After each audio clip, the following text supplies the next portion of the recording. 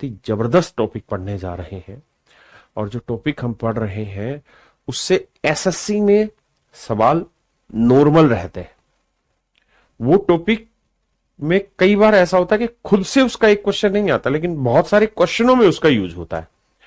लेकिन मेरे प्यारे बच्चों, अगर मैं बात करूं स्टेट एग्जाम की, वहां ये सवाल बहुत पूछे जाते हैं। अगर मैं दूसरी बात करूं मेरे प्यारे बच्चों कहाँ की, सीडीएस की, तो वहां ये अच्छे खासे सवाल पूछे जाते हैं।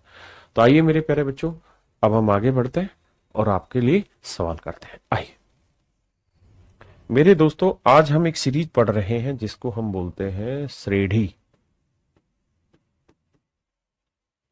इसी को हम प्रोग्रेशन भी बोलते हैं कुछ मायनों में।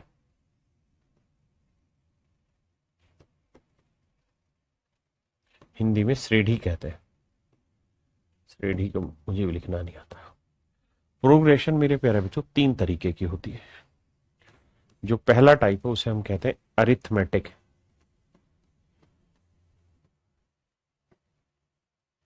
Arithmetic progression.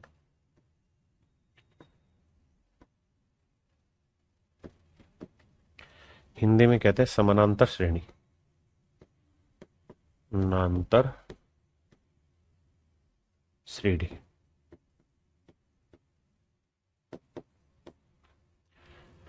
दूसरी होती है मेरे प्यारे बच्चों हार्मोनिक प्रोग्रेशन। Harmonic progression. कई बार क्या होता है कि स्थितियां हमारे हिसाब से अनुकूल नहीं होती, जो हम चाहते हैं वैसे यूज नहीं होती। तो हमारा काम यह है कि जैसा है उस पे हमें थोड़ा सा कोशिश करके सीखने की कोशिश करनी, परेशान नहीं होना है। ठीक है। हार्मोनिक प्रोग्रेशन, इसे कहते हैं हरात्मक श्रेणी।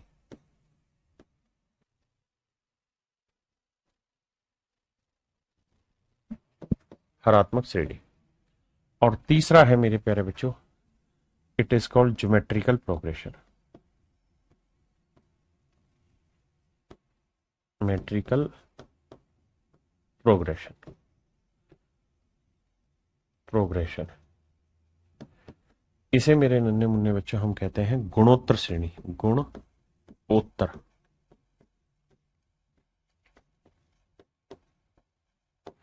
गुणोत्तर श्रेणी। तीन प्रोग्रेशन होती, तीनों को समझाता हूं तरीके से, आराम से सुनिएगा।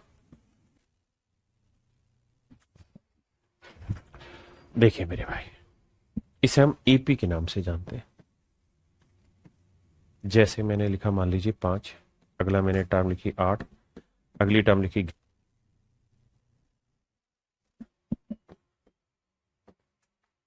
ऐसे अगर मैं कोई सीरीज बना रहा हूं तो मेरे प्यारे बच्चे इसे हम कहते हैं क्या, अरिथमेटिकल प्रोग्रेशन। यहां क्या होता है, हर एक टर्म के बीच का डिफरेंस सेम है। 8 और 3 11, 5 3 8, 11 3 14, 14 3 17। तो ये मेरे प्यारे बच्चों हमारा कहलाता है अरिथमेटिकल प्रोग्रेशन। जहां समान अंतर हो। समान अंतर हो। क्या हो मेरे भाई, समान अंतर हो। समान अंतर हो। अब आते हैं मेरे बच्चे हरात्मक श्रेणी, इसे हम एचपी कहते हैं। एचपी जो होती है, असलियत में एचपी का मतलब यह कि अगर कोई एचपी है तो इस एचपी को पलट के लिख दो, 1/HP पे लिख दो। और अगर 1/HP एपी है तो ये एचपी है, वरना नहीं। आप कहेंगे ये एचपी एपी क्या समझा, समझ नहीं आया, समझाता हूं मेरे बच्चे। 1/5 या 1/2, 1/5, 1/8, 1/11, ये कहलाती एचपी है। आप कहें क्या क्या पहचान है इसकी? तो सर एचपी की पहचान ये है कि इसको पलट के लिख दो, इसको पलट के लिख दो, पलटो। तो 2/1 को 2, 5, 8, 11।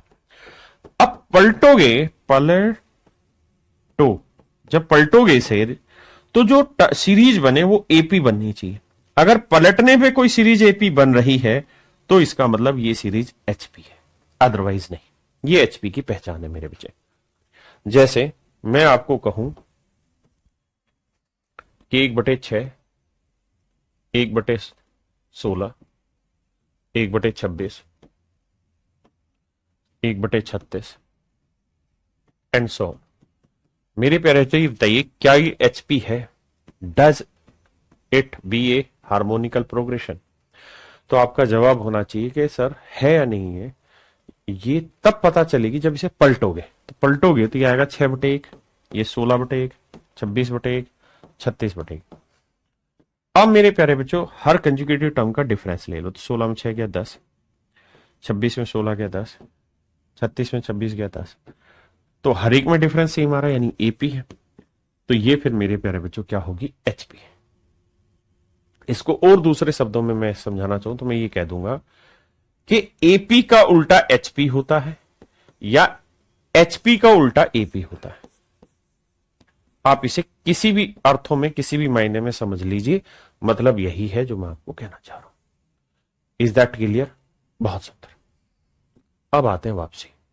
अब मेरे बच्चे तीसरी सीरीज पे आते हैं, दैट इज गुणोत्तर श्रेणी, गुणोत्तर श्रेणी। और इसे हम कहते हैं मेरे प्यारे बच्चों जीपी से डिनोट करते हैं। जैसे 3 5 15, 15 थी 45, 45 थी 135 एंड सो ऑन। यहां आप एक चीज नोटिस कर रहे होंगे कि इनके बीच का रेशियो सेम होगा, सेम रेशियो होगा, सेम रेशियो होगा, समान अनुपात होगा, अनुपात होगा, समान अनुपात होगा मेरे भाई। जैसे 3 5 15, 1:5, 15 थी, न सॉरी गलत बता दिया मैंने।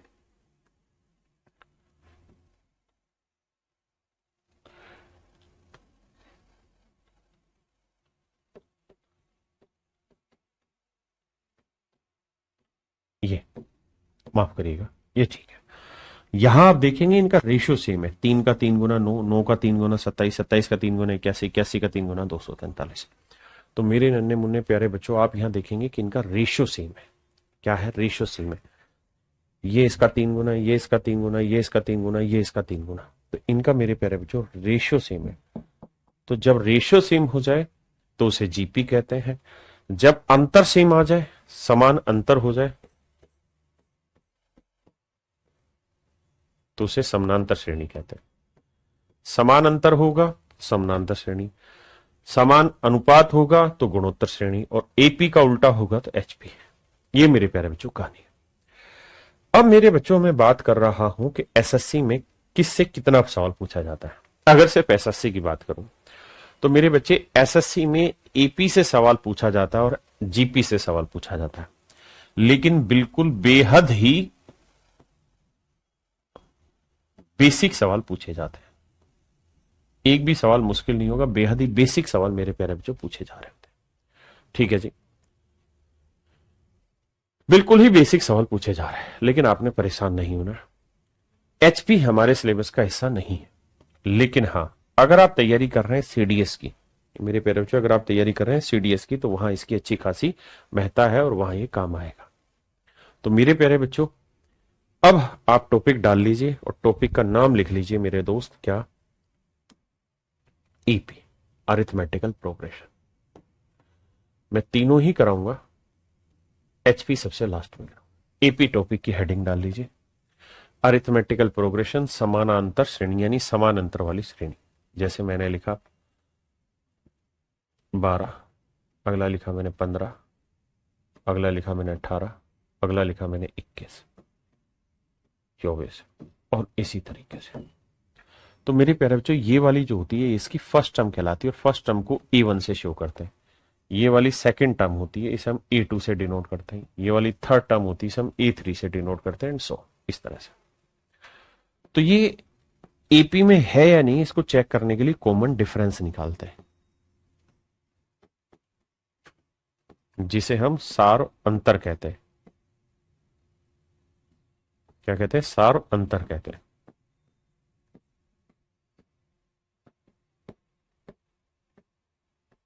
सार अंतर, और इसे मेरे प्यारे बच्चों हम डी से डिनोट करते हैं। सार अंतर कहते हैं जिसे हम डी से डिनोट करते हैं। डी का मतलब होता है मेरे प्यारे बच्चों E2 माइनस A1, यानी second term minus first term. तो सेकंड टर्म क्या है? 15, फर्स्ट टर्म क्या है 12, तो आया 3। ये हुआ मेरे प्यारे बच्चों कॉमन डिफरेंस जिसे हम डी करते हैं, डी से दिखाते हैं। हाँ जी, अगली बात। अब मेरे प्यारे बच्चों एक सवाल आपसे पूछा जाता है इसमें नंबर ऑफ टर्म, कि भाई पदों की संख्या ज्ञात करें। पदों की संख्या यानी कोई सीरीज दे रखी हो और आपसे पूछा जाए इसमें पदों की संख्या ज्ञात करिए क्या होगी, तो उसका फार्मूला होगा लास्ट टर्म, बस फार्मूले बेस ही जाना है, बहुत गहराई में नहीं उतारूंगा। Last term minus first term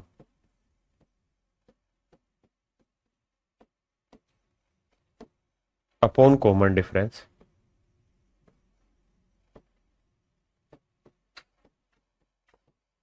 +1। अंतिम पद माइनस पहला पद बटे सार्वंतर जमा एक, ये होता है उस सीरीज में number of term find out करने का तरीका। मेरे बच्चे अगर मैं इस सवाल की बात करूं तो इस सवाल में आपसे यही पूछा गया है कि find the total number of terms of the given AP, दिए गए समानांतर श्रेणी में पदों की संख्या ज्ञात करनी है। तो फर्स्ट टर्म दे रखी है आपको 20 और लास्ट टर्म दे रखी है 88, तो ये होगी फर्स्ट टर्म और ये होगी लास्ट टर्म। मुझे डी निकालना होगा तो कॉमन डिफरेंस का formula second term minus first term, तो 24 माइनस 20, तो यह आएगा मेरे प्यारे बच्चों 4। कितना आएगा मेरे नन्हे मुन्ने बच्चों 4। तो नंबर ऑफ टर्म मुझे फाइंड आउट करना है, तो नंबर ऑफ टर्म का सूत्र मैंने लिखवाया अभी आपको, क्या, last term minus first term upon common difference +1। तो मेरे बेटे लास्ट टर्म क्या है 88, फर्स्ट टर्म क्या है 20, कॉमन डिफरेंस कितना है 4 जमा 1, तो 88 में 20 गया 68 बटे 4 जमा 1, 4 से काटा 17, 17 और 1 18, तो मेरे नन्हे मुन्ने प्यारे बच्चों कुल मिला के 18 टर्म होगी। कितनी टर्म होंगी सीरीज में 18 टर्म होगी। सिचुएशन जो मर्जी हो एक्सेप्ट करिए, आगे बढ़िए। कुछ बार थोड़ा सा संघर्ष करना पड़ता है, आंखों को भी थोड़ा सा प्लीज कर लीजिए, पढ़ने पे फोकस करते हैं। तो कितनी टर्म हुई मेरे भाई 18 टर्म हुई। जवाब दीजिए।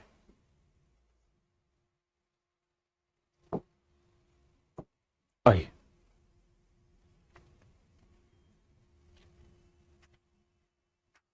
बहुत बढ़िया मेरे भाई। कह रहा है दिए गए समानांतर श्रेणी में कुल पदों की संख्या ज्ञात करें। तो भैया सबसे पहले कॉमन डिफरेंस निकालो। कॉमन डिफरेंस क्या होगा, second term minus first term, 102 minus 96, 6 आया, बिल्कुल ठीक है। तो number of term find out करनी है,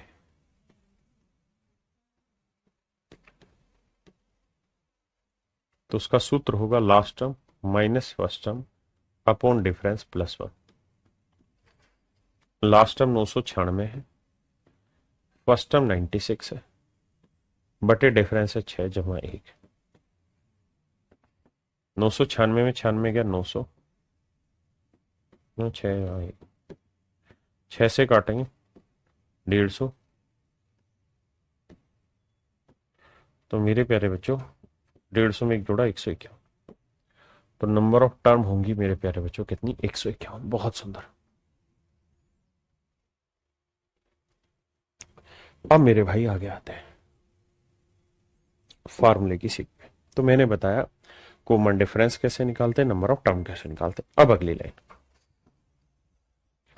मेरे प्यारे बच्चों किसी भी समानांतर श्रेणी में कोई पद निकालना, जैसे एनवां पद बताओ, एन का मतलब 10वां पद बताओ, और 12वां 11वां 18वां 19वां कोई भी पद बताओ, तो इसका सूत्र होता है a plus n minus 1 into D.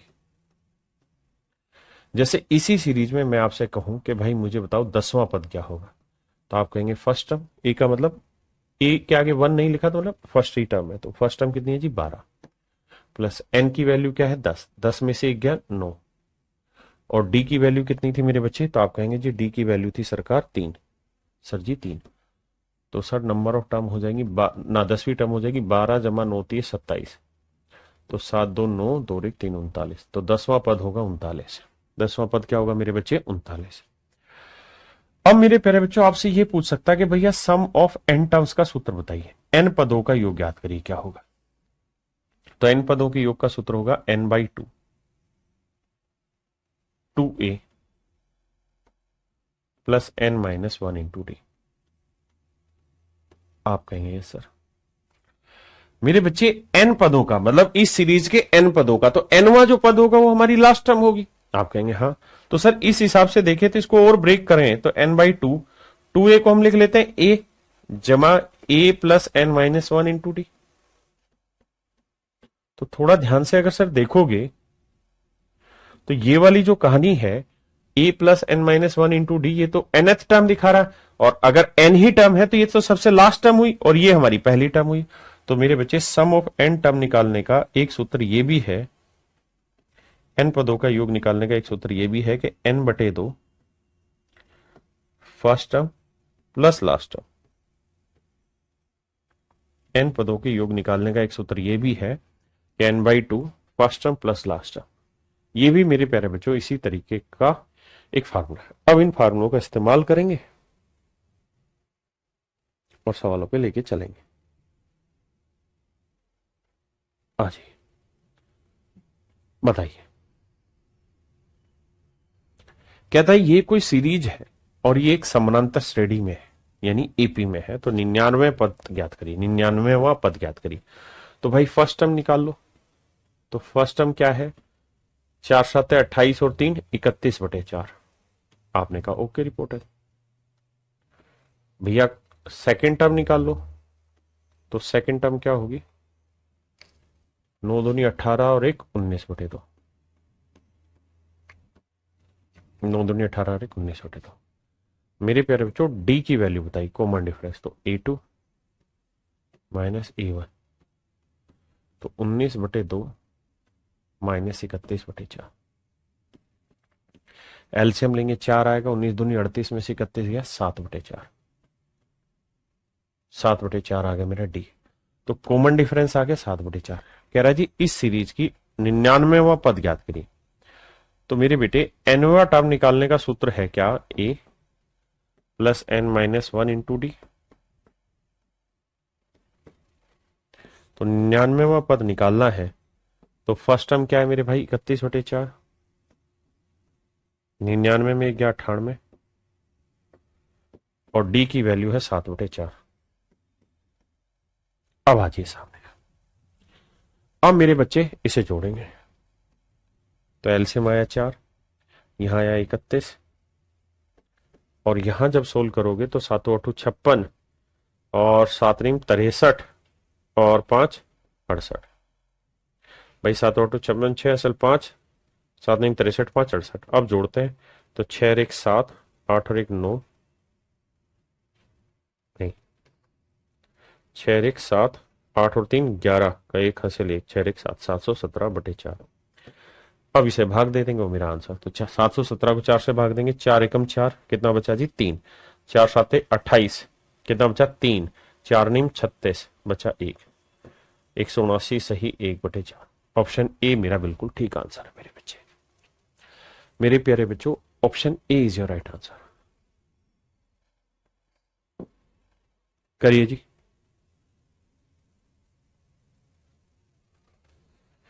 कह रहा है how many terms of the series must be taken that sum will be 54। कहता है योग 54 आए। तो मेरे बच्चे ये बताइए पहला पद क्या है, तो आप कहेंगे -12। सेकंड टर्म क्या है मेरे दोस्त, तो आप कहेंगे -9। तो कॉमन डिफरेंस क्या होगा सर, A2 माइनस A1। तो -9 माइनस करेंगे -12, तो यह आएगा -9 माइनस माइनस प्लस 12, तो यह आया 3। तो डिफरेंस आ गया 3। हाँ जी। कह रहा है जी इसके n पदों का योग, n का फार्मूला होता है n by 2, 2a plus n minus 1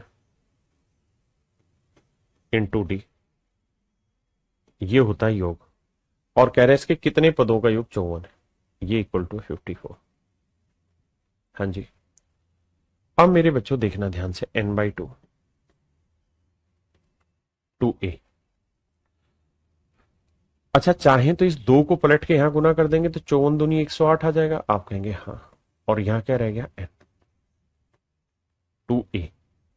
a की वैल्यू क्या है जी -12 प्लस n माइनस 1 डी की वैल्यू क्या है जी 3,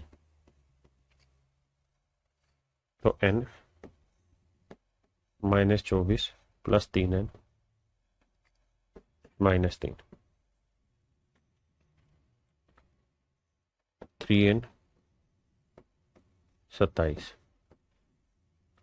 बराबर 108। अब यहां से क्या कॉमन आता दिख रहा है 3, तो 3 कॉमन ले लेंगे, 3 इंटू n, यहां बचेगा n, यहां बचेगा 3, नहीं यहां बचेगा 9 और यहां बचा 108। ठीक है जी। अब मेरे भाई काटना चाहोगे तो 3 एकम 3, 3 से काटेंगे तो 36। तो अब आपने दो नंबर ऐसे सोचने जिनका प्रोडक्ट करें तो n इंटू एन माइनस 9 आए और वैसा है 36, यानी ऐसे दो टुकड़े ढूंढिए जिन्हें गुना करें तो 36 आए और उनके बीच का डिफरेंस हो 9। तो आप कहेंगे 12 3 36, तो n की वैल्यू 12, 12 में से 9 गया 3, 12 और 3, तो n की वैल्यू आ गई 12। तो कितनी नंबर ऑफ टर्म होंगी मेरे भाई 12 पद होंगे। ठीक है जी। अभी मैं सिखा रहा हूं, धीरे धीरे पेपर के क्वेश्चन लेके आऊंगा। अभी तो मैं फार्मूले यूज कराना सिखा रहा हूं, फिर इसे मैं पेपर के क्वेश्चन लाऊंगा, चिंता ना करें। अभी तो बिल्कुल बेसिक जोड़ने की कोशिश कर रहा हूं। एक बार आपका मन लगे मेरे सवालों की तरह। ये पेपर का क्वेश्चन है, एसएससी सीजीएल मींस का क्वेश्चन है।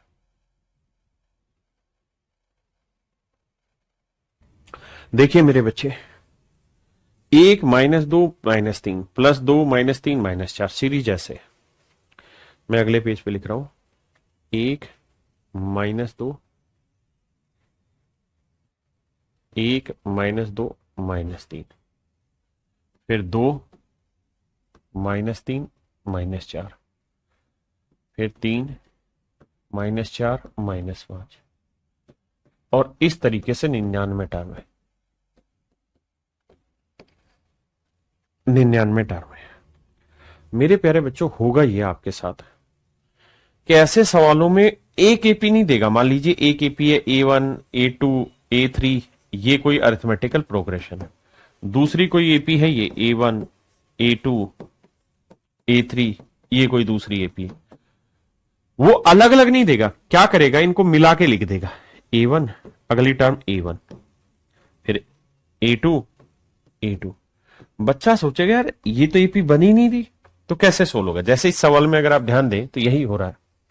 आप देखेंगे यार 1 और -2 में अंतर कितना है, तो भाई -2 -1, तो ये आएगा -3। जबकि -3 और -2 का डिफरेंस कितना है, -1, तो ये तो एपी नहीं बन रही भाई। इनकी कंजुगेटिव टर्म्स का डिफरेंस ही सेम नहीं आ रहा, फिर क्या करें सर। तो सर हमें ये समझना होगा कि अगर ऐसा है तो उसने हो सकता है यहां 2-3 एपी शामिल की हो। अगर आप थोड़ा सा दिमाग दौड़ाएं, ठंडी बुद्धि से सोचें, तो 1 और 1 2, 2 और 1 3, 3 और 1 4, ऐसे एक एपी। -2 -3 -4 -5 दूसरी एपी, -3 -4 -5 तीसरी एपी। यानी अगर आप ध्यान दे पाए, थोड़ा सा सोच पाए सवाल पे, तो आपको पता चलेगा यहां 3 एपी दे रखी है, 3 अरिथमेटिकल प्रोग्रेशन दे रखी है। तो तीनों में क्या करो, जब अलग अलग है ना तो जोड़ लो एक बार, तो भी एपी बनेगा। जोड़ोगे तो 3 और 2 5, 5 में से 1 गया 4। यहां जी, अब इन दोनों को जोड़ लो, तो 4 और 3 7, 7 में से 2 गया 5। ऐसे इनको जोड़ लो, 5 और 4 9, 9 में से 3 गया 6। तो मेरे प्यारे बच्चों इस तरीके से आप एक सीरीज बना दीजिए, नई सीरीज। इस तरीके से मेरे प्यारे बच्चों आप एक नई सीरीज बना दीजिए। और अगर यहां 99 टर्म थी तो हमें यह सोचना होगा, समझना होगा बाबू, अगर यह 99 टर्म थी तो हर 3 टर्म को जोड़ के एक टर्म बनाया, हर 3 को जोड़ के एक बनाया, हर 3 को जोड़ के एक बनाया। तो अगर हर 3 टर्म का एक एक जोड़ा बनाएंगे तो 99 में कितने जोड़े बनेंगे, 33 जोड़े। यानी इस सीरीज में मेरे प्यारे बच्चों 33 टर्म होंगे। इस सीरीज में मेरे प्यारे बच्चों कितनी टर्म होंगी, 33 टर्म होंगी। इस सीरीज में मेरे बच्चों 33 टर्म होंगी। कितनी टर्म होंगी, 33। तो यहां 33 टर्म होंगी। कितनी टर्म होंगी, 33 टर्म होंगी। और कैसे चलेगा, ऐसे -4 -5 -6, ऐसे 33 टर्म होगी। कह रहा है जी इनका योग बताओ। तो मेरे बच्चे योग निकालना है तो सम ऑफ 33 टर्म्स निकालना है। फर्स्ट टर्म क्या है जी -4,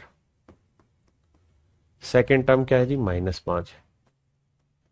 कॉमन डिफरेंस निकालना है तो second term minus first term, तो -5 माइनस करेंगे -4, तो ये माइनस माइनस प्लस तो घटाएंगे आएगा -1। तो फार्मूला होगा n/2 इंटू में 2a, ए की वैल्यू क्या है जी -4 प्लस n-1, तो 33 में 1 गया 32, और डी की वैल्यू कितनी है मेरे बच्चे -1। यह आएगा 33/2, यह आएगा -8, और यह आएगा -32। सोल्व करेंगे मेरे भाई 33/2, यह आएगा 40, माइनस का 2 से काटेंगे 20, 660। तो मेरे प्यारे बच्चों मेरा आंसर आएगा -660। अब मुझे बताइए कितने बच्चे समझ गए इसे। ये माइनस लगा होता ना तो यहां माइनस आएगा, -660 मेरे प्यारे बच्चों मेरा आंसर आएगा। कितने बच्चे इस बात को समझ गए? क्या आंसर -660 आएगा, -660 आएगा? जी आसू जी जवाब देता हूं।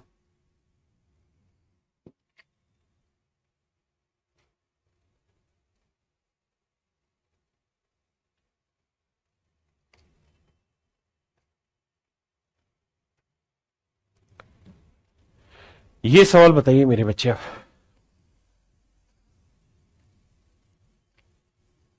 कहता है इसके 100 पदों का योग ज्ञात करना है। 100 पदों का योग ज्ञात करना है। बहुत भाई कह रहे हैं बहुत दोबारा बताइए, तो मैं दोबारा दूसरा ही सवाल लेके बता रहा हूं, चिंता ना करें। इसी सवाल को लेके क्यों बताएं, ऐसे और डाटा लेके बता रहा हूं। देखिए मेरे भाई यहां पे भी तरजीह वही होनी चाहिए, 1 और 2 3।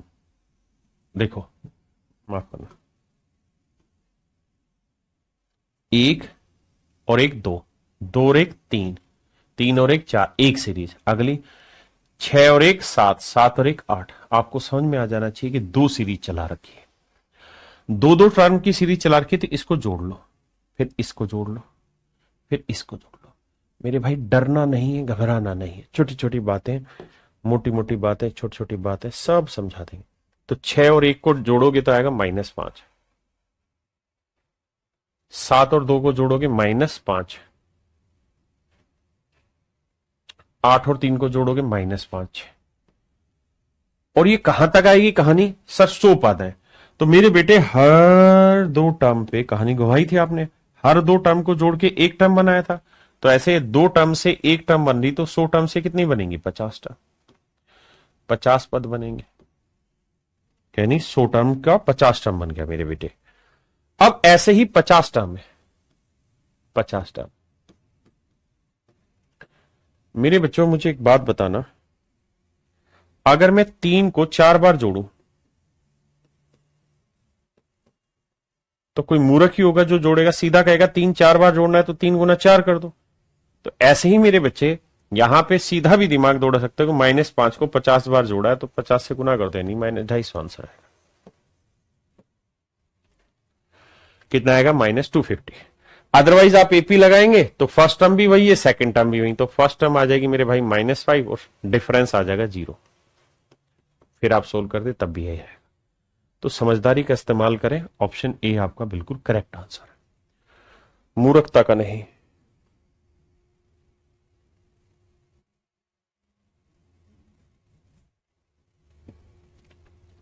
देखिए सोच समझ के उत्तर दीजिएगा, लफ्फेबाजी की जरूरत नहीं है।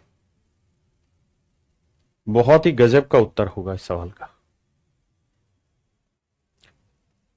सुनना समझना, पढ़ना ज्यादा समय, जितनी ज्यादा देर हो सकता है पढ़िए, जितना पढ़ोगे उतना बेटर सीखोगे सवाल को।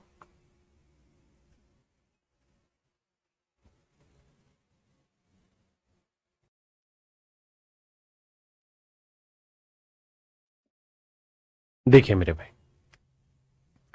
सवाल बहुत विचित्र है, सोच समझ के ही कर पाओगे उत्तर।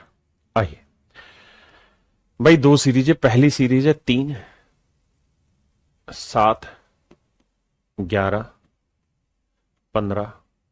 तो 3 और 4 7, 4 11, 4 15, 15 4 19, 19 4 23, 23 4 27, 27 4 31, 31 4 35, 35 4 39 एंड सो। पहली सीरीज ऐसे चलेगी। बिल्कुल डरना नहीं, घबराना नहीं, प्यार से प्रेम से सिखाऊंगा।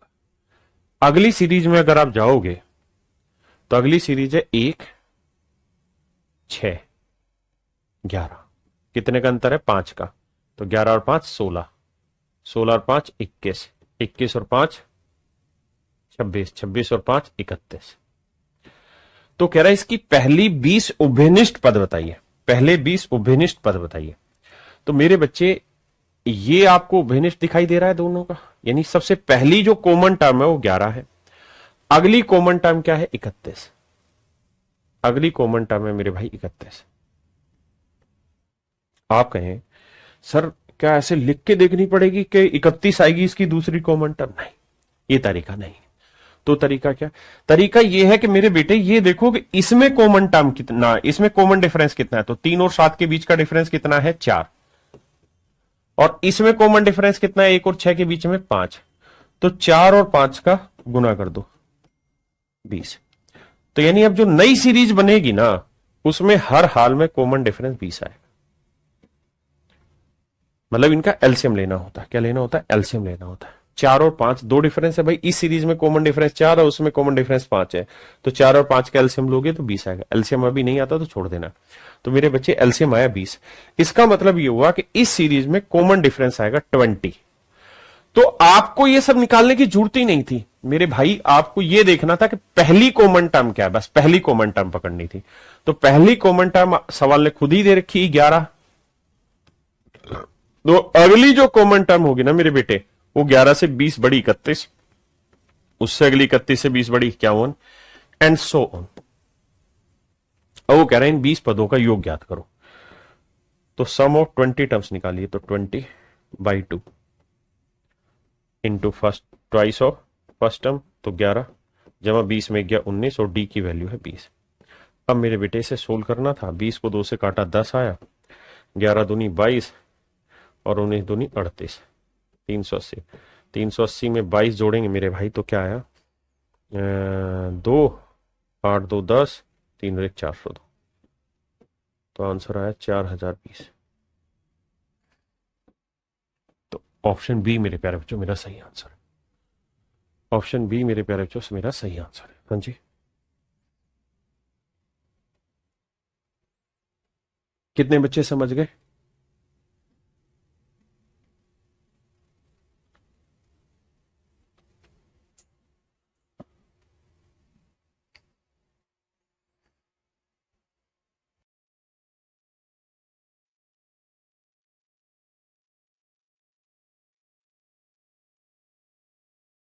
आइए मेरे बच्चे, कहता है यदि समानांतर श्रेणी का नौवां पद 0 है तो भैया कोई भी टर्म निकालोगे तो उसका फार्मूला होता है a प्लस n-1। 9 में से गया 8t और ये वैल्यू है मेरे प्यारे बच्चों 0। अब अगली लाइन में मेरे बेटे कह रहा है, क्या कह रहा है भाई? कहते हैं तो 29वां पद, तो 29वां पद और मेरे बेटे 19वां पद। कहता है जी इनका अनुपात ज्ञात करें। तो 29वां होगा a प्लस 28t और ये हो जाएगा मेरे बच्चे a प्लस 18t। भाई फार्मूला होता है ना a प्लस n-1, तो 19 है तो 19 में गया 18t। वैसे भी आप एक बात हमेशा के लिए ध्यान रखिए और वो बात ये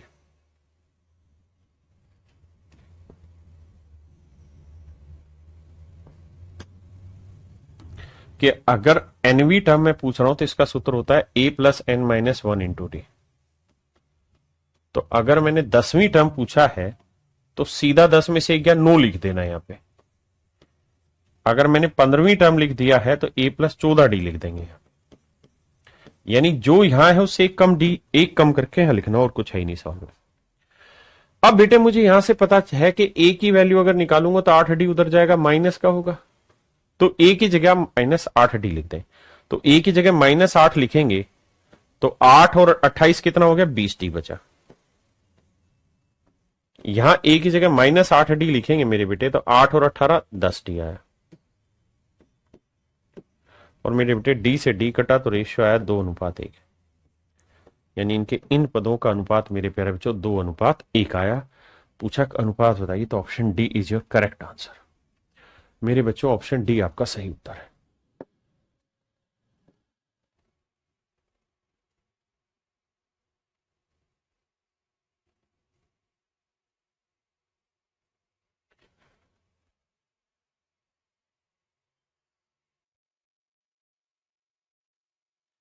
आइए मेरे भाई, सवाल में कह रहा है यदि एक समानांतर श्रेणी के सातवें और तीसरे पद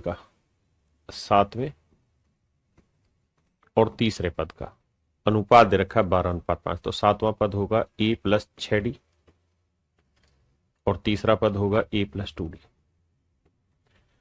कह रहा है जी इसका रेशियो जो दे रखा है वो 12/5 दे रखा है। यहां से सोल्व करेंगे तो 5 जमा 5 30, 12 से करोगे तो 12A जमा 12 दूनी 24D, तो 12A इधर लाओगे 7A बचा, 30 इधर लाओगे तो 6D बचा।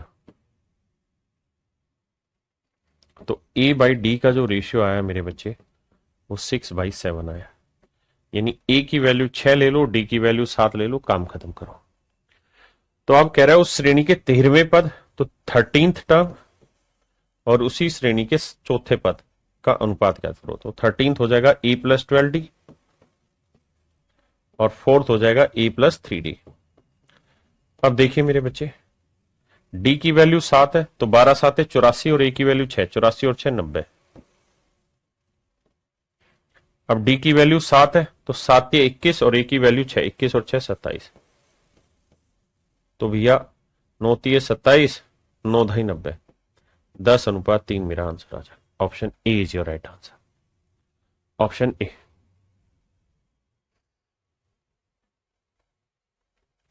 कहता है if 10th term of an AP is 10 more than 5th term, कहता है 10वां पद जो है वो 5वें पद से कहता है जी 10 ज्यादा है, और कह रहा है कि इन दोनों ही टर्म का जो योग है वो दे रखा है 32, यानी 10th टर्म और 5th टर्म का जो सम है वो 32 है। तो मेरे बच्चे 10th टर्म क्या हुई a + 9D, 5th टर्म क्या हुई a + 4D, लेकिन बाहर माइनस लगा हुआ है तो पूरे में माइनस जाएगा, तो ये भी माइनस और इक्वल टू 10। ए से 1 कट गया, 9 में से 4 गया 5D और डी की वैल्यू आ गई मेरे बच्चों 10, तो डी की वैल्यू आई कितनी 2।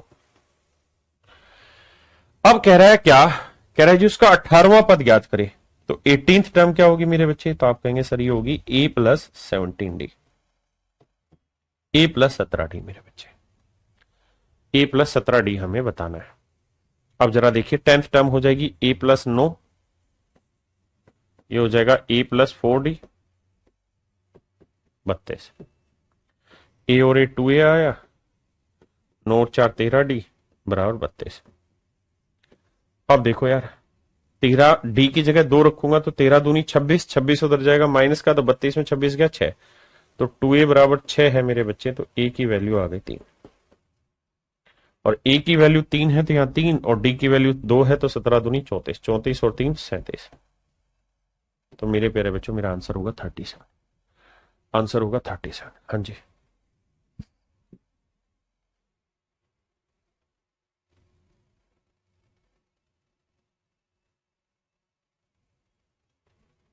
करिए भाई।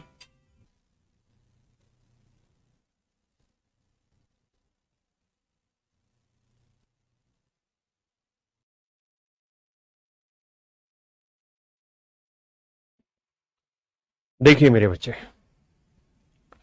कहता है सेकंड टर्म और थर्ड टर्म का जोड़ है 8, तो मन ही मन में करिए कि T2 की वैल्यू a + D और ये a + 2D, तो जोड़ोगे तो a और a 2a, तो 2a + 3D बराबर 8। फिर से समझाता हूं, ये होना है मेरे बच्चे क्या, T2 होना है a + D और ये होना है a + 2D, तो a और a 2a और 2 और 1 3D बराबर 8। यहां देखें तो T3 होना है, देखो 2 बार A तो आएगा ही आएगा, तो 2A लिख लो। बहुत सुंदर। अब यहां 7 है या 3 है, तो 7 और 3 10, तो एक कम यहां एक कम यहां, यानी 8D लिख दो। ये बराबर है 14। फिर से समझाता हूं, अगर पल्ले नहीं पड़ रहा तो T3 को लिखेंगे A+2D, T7 को लिखेंगे A+6D, तो 6 और 2 8D। अब मेरे बच्चे सोल्व करना है, तो सोल्व करते वक्त आप जानते हैं माइनस कर देंगे तो ये कट जाएगा, ये कट जाएगा। 8 में 3 गया 5D माइनस का, और 14 में 8 गया 6, तो D की वैल्यू आ गई मेरे प्यारे बच्चों 6/5। अब मुझसे पूछ रहा है कि भैया ये बताओ तो श्रेणी का 11वां पद क्या होगा, तो 11th टर्म क्या होगी भैया, E+10D। तो मुझे एक्चुअल में वैल्यू निकालनी है A+10D की। अब D की वैल्यू आ गई मेरे भाई हमारे पास कितनी, 6/5। D की वैल्यू आ गई 6/5। D की वैल्यू आ गई 6/5, पहली इक्वेशन में रख दीजिए। तो 2A + 3D, D की वैल्यू 6/5 है, बराबर 8। 5 से सबको गुना करेंगे तो 5 दूनी 10 है, और ये 5 8 40, 6 3 18, उधर जाएगा किसका आएगा, माइनस का, 22। तो A की वैल्यू आएगी 22/10 यानी 11/5। तो A की वैल्यू 11/5। तो मेरे बच्चे A की वैल्यू है 11/5 और D की वैल्यू है 6/5। सोल्व करोगे तो इसे काटोगे तो 5 दूनी 10, 6 दूनी 12, और इसे काटोगे तो 11/5 करेंगे तो 1 में नहीं ना, फिर नहीं सॉरी 5 दूनी 10, 2.2 और ये 12, तो आंसर आएगा मेरे बच्चे 14.2। Option C is your right answer मेरे बच्चे।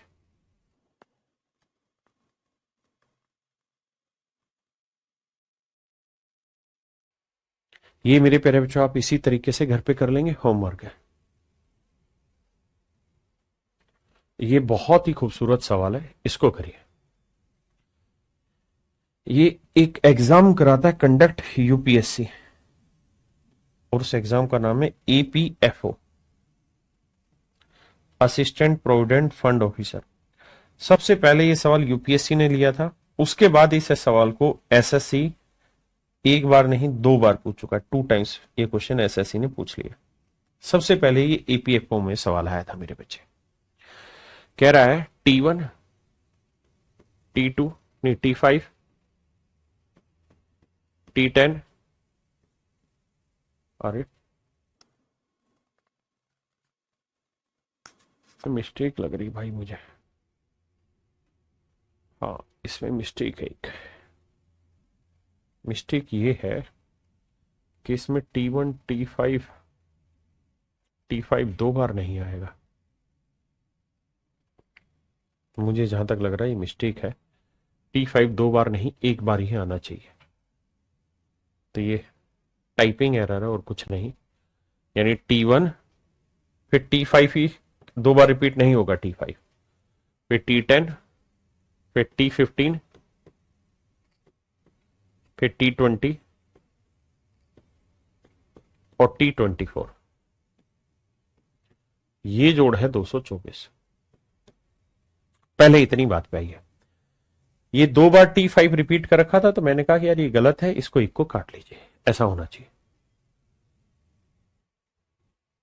अब ध्यान से देखिए मेरे प्यारे बच्चों, जब आप इन्हें जोड़ेंगे तो मैंने आपको ये बताया कि भाई अगर थर्ड टर्म और 10th टर्म जोड़नी है तो आपको मन में ये रखना है कि थर्ड का मतलब हुआ A+2D और 10th का मतलब हुआ A+9D, है ना।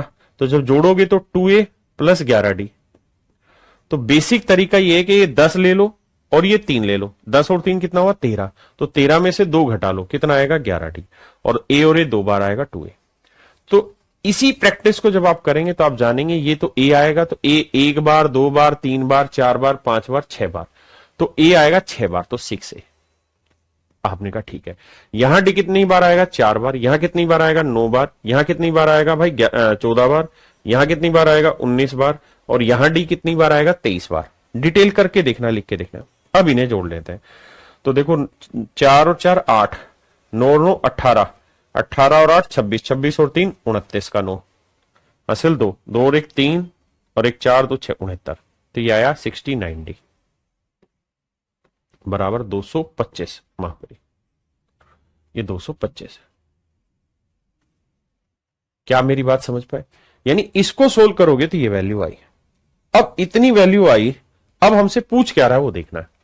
अब कह रहा है लगातार 24 टर्म का जोड़ बताओ, यानी पहली, दूसरी, तीसरी, चौथी, पांचवी, ऐसे 24 टर्म का जोड़ बताओ।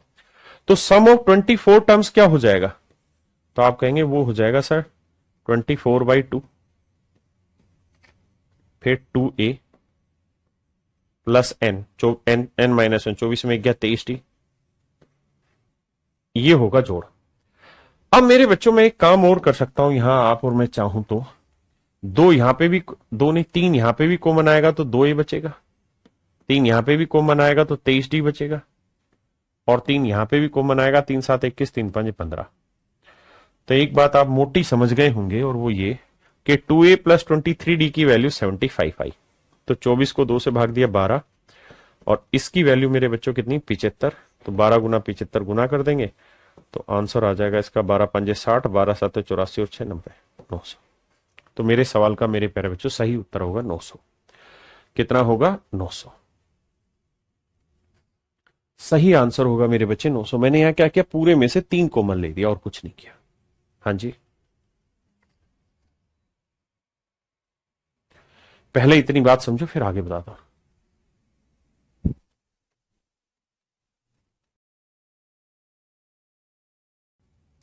क्वेश्चन नंबर 14 में कह रहा है in the ratio of sum of, if, in नहीं, if the ratio of sum of first n terms of two different AP is this and this, find the ratio of 10 term of this two AP. देखिए मेरे दोस्त ध्यान से, कह रहा है दो डिफरेंट एपी है। एक एपी है a, अगली टर्म हो जाएगी a प्लस डी, क्योंकि कॉमन डिफरेंस जुड़ता जाएगा, अगली a plus 2d and so on मेरे प्यारे बच्चों। दूसरी एपी में कैपिटल ए मान लेते हैं, तो कैपिटल ए प्लस डी मान लेते हैं, कैपिटल डिफरेंस डी, ये a plus 2d and so on मेरे प्यारे बच्चों। ये मेरे प्यारे बच्चों दो डिफरेंट एपी है, मतलब कैपिटल ए और ए अलग अलग चीजें, स्मॉल डी और कैपिटल डी डिफरेंट है। ठीक है जी, शिवम जी है। अब कहानी को समझिए। कहता है इसके सम ऑफ n टर्म्स और इसके सम ऑफ n टर्म्स का हम आपको रेशियो दे रहे हैं। तो भैया इस सीरीज के सम ऑफ n टर्म्स का सम क्या होगा? a by n/2, 2a plus n-1 into D. आपने कहा हाँ। इस सीरीज की n टर्म्स का जोड़ हो जाएगा n/2, 2। अब capital A plus n-1 into capital D और इक्वल टू, यानी पहले वाली सीरीज के n टर्म्स का जोड़ ये है, दूसरे वाली सीरीज के n टर्म्स का जोड़ ये है। और कह रहा है इनके जोड़ का जो अनुपात है वो 2n प्लस 1 इस टू 2n माइनस 1। तो सवाल में हमसे क्या पूछ रहा है कि भाई दोनों समानांतर श्रेणियों के 10वें पद का अनुपात ज्ञात करिए। कहता है इसकी 10th टर्म निकालिए और इसकी 10th टर्म निकालिए, इनका रेशियो बताना है क्या होगा। तो 10th टर्म का फार्मूला a प्लस n-1, तो 10 में गया 9d, और इसका होगा a प्लस 10 में से गया, ओहो ये दूसरी सीरीज थी, तो इसमें capital A plus 9 capital D। कह रहा जी इसका डिफरेंस निकालिए, मतलब रेशियो निकालिए, माफ करिए। तो मेरे नन्हे मुन्ने प्यारे बच्चों, अब हम सवाल पर आगे बढ़ते हैं और आपके लिए कुछ अच्छी और ज्ञान की बात बताने जा रहे हैं। एक बात सीखिए और बताइए क्या। मैं आपको एक सवाल कहूं कि if a plus b√13 is equal to 5 plus 11√13, find the value of a plus B. तो मेरे प्यारे बच्चों a प्लस बी का मान ज्ञात करें। ये मेरा सवाल है कि a प्लस बी का मान ज्ञात करें। आपने कहा जी ओके रिपोर्ट है, अब करो जी मान। तो मेरे बच्चों छोटी क्लासों में आपने पढ़ा होगा कि अगर मैं आपको कहूं कि x प्लस वाई बराबर 10 और x माइनस वाई बराबर 8। तो बताओ मुझे एक्स और वाई की वैल्यू क्या होगी। आप कहेंगे सोल्व हो जाएगा सर। भाई वाई से वाई कटा, 2x आया, 10 8 18, तो एक्स की वैल्यू 2 से भाग देके 9 बची और वाई की वैल्यू बची 1। लेकिन अगर मैं एक नया सवाल आपको कह दूं कि भाई x प्लस वाई है 16, तो मुझे बताओ x की वैल्यू क्या होगी। What is the value of x, what is the value of x। मेरे प्यारे बच्चों, मेरे प्यारे बच्चों, x की वैल्यू क्या होगी, x की वैल्यू क्या होगी। तो आप कहेंगे देखिए सर, हम ये तरीका अपना सकते हैं यहां पे कि हम x की वैल्यू 1 ले लें तो y की 15, x की -1 ले लें तो y की 17 लेनी होगी, x की -5 ले लें तो इसकी 21 लेनी होगी, y की 16, x की 100 ले लें तो नेचुरल इसकी -84 लेनी होगी। तो यानी सर अगर एक इक्वेशन है, इक्वेशन कितनी, एक इक्वेशन का मतलब इक्वल के साइन से, अगर इक्वेशन एक है मेरे बेटे, अगर मेरे लल्ला इक्वेशन एक है, इक्वेशन एक है, एक ही इक्वेशन है और वेरिएबल एक से ज्यादा है मेरे बेटे, एक से ज्यादा वेरिएबल है, इक्वेशन एक है और एक से ज्यादा वेरिएबल है मेरे प्यारे बच्चों, इक्वेशन एक है और एक से ज्यादा वेरिएबल है, तो आपसे मेरा आंसर यह है कि क्या हम एक्स वाई की वैल्यू निकाल पाएंगे। तो आंसर होगा नहीं निकाल पाएंगे, कोई सर्टेन वैल्यू नहीं निकलेगी। यानी जितने वेरिएबल हो उतने ही इक्वेशन होगी, तभी हम ऐसा कर सकते हैं। जैसे यहां कितने वेरिएबल है, एक्स और वाई, दो ही वेरिएबल और इक्वेशन भी कितनी है, एक और एक, दो, दो इक्वेशन दो वेरिएबल, तो आंसर निकल जाएगा। लेकिन यह वेरिएबल दो है, इक्वेशन एक, तो आंसर नहीं निकलेगा। तो ऐसे में कभी भी हम एक्स और वाई का सर्टेन वैल्यू नहीं निकाल सकते। हाँ जी, ऐसे ही मेरे बाबू, मेरे प्यारे बच्चे, यहां पे आ जाइए और यहां जब आप ध्यान देंगे तो यहां दो वेरिएबल, एक ए एक बी, और इक्वेशन है एक। आप चाहकर भी उत्तर नहीं निकाल सकते। लेकिन एसएससी क्या कहता है, एसएससी ये कहता है कि बेटा ध्यान से सुन, मैं तुझे एक सवाल लिख के दे रहा हूं, ये मैंने तुझे इतना बड़ा सारा सवाल लिख के दे दिया, अब तू अंग्रेज मत बन, तुझे सही उत्तर निकालने को नहीं कह रहा हूं, मैं तुझे ये कह रहा हूं कि मैंने तुझे 4 ऑप्शन दिए, इन 4 ऑप्शन में से तेरे हिसाब से बेस्ट चॉइस क्या हो सकती है। मैं फिर से अपनी बात रिपीट करता हूं, एसएससी आपसे ये नहीं कह रहा कि सही उत्तर छाटो। एसएससी का कहने का अर्थ यहां पे ये होता है कि मैं तुम्हें भैया, या एसएससी या कोई भी एग्जाम, कि मैं तुम्हें 4 क्वेश्चन ना 4 ऑप्शन दे रहा हूं, तो इन 4 ऑप्शन में से भी बेहतर विकल्प आप ढूंढ के बताइए कि कौन सा ऑप्शन बेहतर है। मतलब इतना है और कुछ नहीं है। अब मेरे बच्चे, हमें यह देखना होगा कि इनमें कौन सा ऑप्शन बेहतर है। तो मेरे बच्चे, अगर ये सवाल दे दे और आपको 4 ऑप्शन लिख के दे दे, फिर कैसे आंसर छाटे जाए। तो मेरे बच्चे, वैसे तो इसका आंसर नहीं निकलेगा, लेकिन अगर आंसर निकलवा रखा है तो एक ही तरीका निकलवाने का, और उस तरीके को हम कहते हैं कंपैरिजन। कंपैरिजन, तुलना, उस मेथड को हम कहते हैं तुलना करना। और कंपेयर हम तभी कर पाएंगे जब चीजें एक जैसी हो। जैसे ये ए है, यहां 5 है, यहां √13 है, यहां √13, तो यहां √13 का कोएफिशिएंट बी, यहां √13 का कोएफिशिएंट 11, तो यानी बी की वैल्यू 11 होगी मेरे भाई, और ए की वैल्यू 5 होगी। तो ये मेरे प्यारे बच्चों मेरा सही आंसर। हाँ जी, बहुत है सुंदर, बहुत ही बढ़िया मेरे प्यारे बच्चों। हाँ जी, अब लड़ाई आगे लड़ते हैं। अब आ जाइए इस सवाल पे। अब मेरे बेटे, अगर दिमाग दौड़ाओगे तो आपको कमियां और अच्छाइयां दोनों पता चल पाएंगी यहां पे, कि कमी क्या और अच्छाई क्या है। बेटे, एक वेरिएबल है एन, क्योंकि एन की वैल्यू आपको नहीं पता। एक वेरिएबल है स्मॉल ए, एक वेरिएबल है स्मॉल डी, एक है वेरिएबल है कैपिटल ए, एक वेरिएबल है कैपिटल डी। 1 2 3 4 5, 5 वेरिएबल है। कितने वेरिएबल है मेरे बेटे, 5, और इक्वेशन कितनी है, एक। अगर 5 वेरिएबल है और एक इक्वेशन है, तो किसी भी सूरत में आप इस सवाल का उत्तर नहीं निकाल सकते एग्जैक्ट। लेकिन आपके सामने 4 ऑप्शन लिख रखे हैं, और इसका मतलब यहां वो ये कहना चाह रहा है कि भाई तू अंग्रेज ना बन, हम तुझसे ये जा रहे हैं कि जो 4 ऑप्शन दी इनमें से तेरे हिसाब से बेहतर ऑप्शन कौन सा है, बेस्ट ऑप्शन क्या है, तू उस पर बात करा कर। तो बाबू, अब इसे पेपर में कैसे करें, वो तरीका बचता है हमारे पास, एंड दैट तरीका इज कॉल्ड कंपैरिजन। ये तरीका आपका कंपैरिजन कहलाता है। तो आइए मेरे बच्चे, कंपैरिजन की कहानी को समझाता हूं कैसे। तो जब कंपेयर करेंगे तो पहली बात सोल्व होते हुए ये तो खत्म। हाँ जी सर, ये खत्म, ये तो खत्म, खत्म। क्लियर है भाई। अगर ये खत्म तो इसको भी खत्म कर देते हैं, मिटा ही दें इसे, फिर ब्रैकेट को क्यों ही रखा जाए।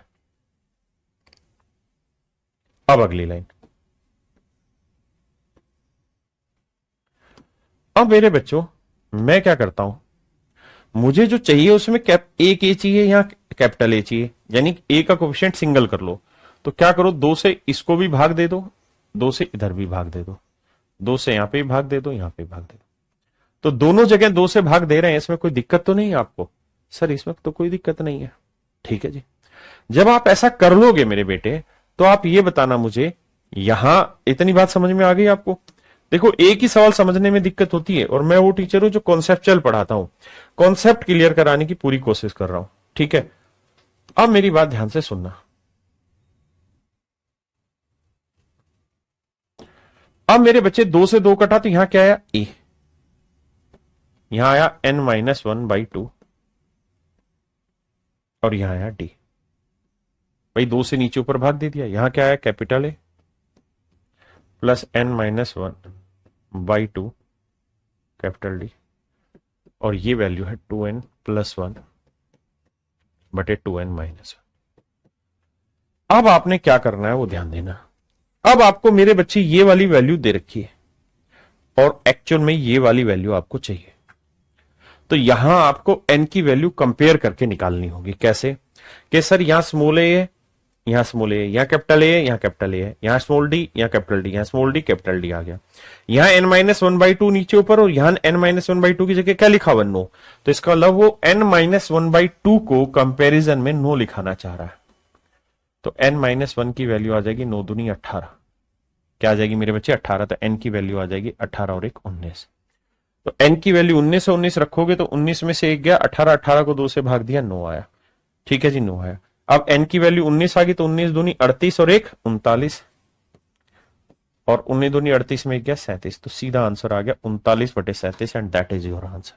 अब मैं इसका सोट्रिक भी डिस्कस करूंगा आपको, पहले इतनी बात समझो कि एक्चुअल में इसका रेशियो आया 39/37। अब मेरे नन्हे मुन्ने बच्चों मुझे बताओ, आप में से कितने बच्चे ऐसे हैं जो ये कह रहे हैं कि उनको ये बात पल्ले पड़ गई, समझ में आ गई? How many you have understand this concept very much clearly? बताइए कितने बच्चे इस पॉइंट को समझ गए? आप कहें पल्ले पड़ गई। अब पेपर के लिए यहां से एक रिजल्ट ध्यान रखिएगा, ऐसे हर एक सवाल में करना क्या है, जो टर्म आपसे पूछ रहा है, जो भी टर्म आपसे पूछ रहा है, जैसे आपसे कौन सी टर्म पूछ रहा है, तो आपसे पूछा 10वीं टर्म, तो जो टर्म पूछ रहा है उससे 2 से गुना करो, तो 10 दूनी 20 और 1 घटा दो, तो ये आपकी n की वैल्यू आ जाएगी सीधी। ये आपकी n की वैल्यू आ जाएगा। जैसे 10वें पद पूछा तो 10 गुना 2 माइनस 1, तो n की वैल्यू रखो 19 डायरेक्ट। 10 दूनी 20 में गया 19, 19 यहाँ रखो, 19 दूनी 38 और 1 39, और 19 दूनी 38 में गया 37, यानी आपका डायरेक्ट आंसर 39/37 आ जाएगा। 1 सेकंड में सवाल, 1 सेकंड में। हाँ जी, जिनको समझ नहीं आया वो परेशान ना हो, वो इस ट्रिक का इस्तेमाल करें जो मैंने समझा दी। जैसे इस सवाल पे आ जाइए, कहता है दो भिन्न भिन्न समानांतर श्रेणी के प्रथम n पदों के योग, प्रथम n पदों के योग का अनुपात, यानी सम ऑफ पहले वाली सीरीज और सम ऑफ कैपिटल, इनका जो अनुपात है वो n² + 1 है बटे 2n - 3। तो इन दोनों समानांतर श्रेणियों के 8वें पद का अनुपात बताइए, 8वें पद का अनुपात बताइए। तो मैंने तरीका बताया, आंसर होगा जोन सी टर्म पूछ रहा है, 8वीं टर्म पूछ रहा है, तो 8 को 2 से गुना करो और 1 घटा दो, तो 8 दूनी 16, 16 में गया 15, तो n की डायरेक्ट वैल्यू रखो 15 और आंसर, तो 15 का वर्ग 225 और 1 226। भाई n की वैल्यू 15 रखा, 15 का वर्ग 225 और 1 226, माफ करिए, और यहां रखेंगे 15 दूनी 30 में से 3 गया 27। अब देखिए मेरे भाई, यही आया ना भाई, 226/27 है ऑप्शन कहीं, ये रहा। तो ऑप्शन सी मेरे प्यारे बच्चों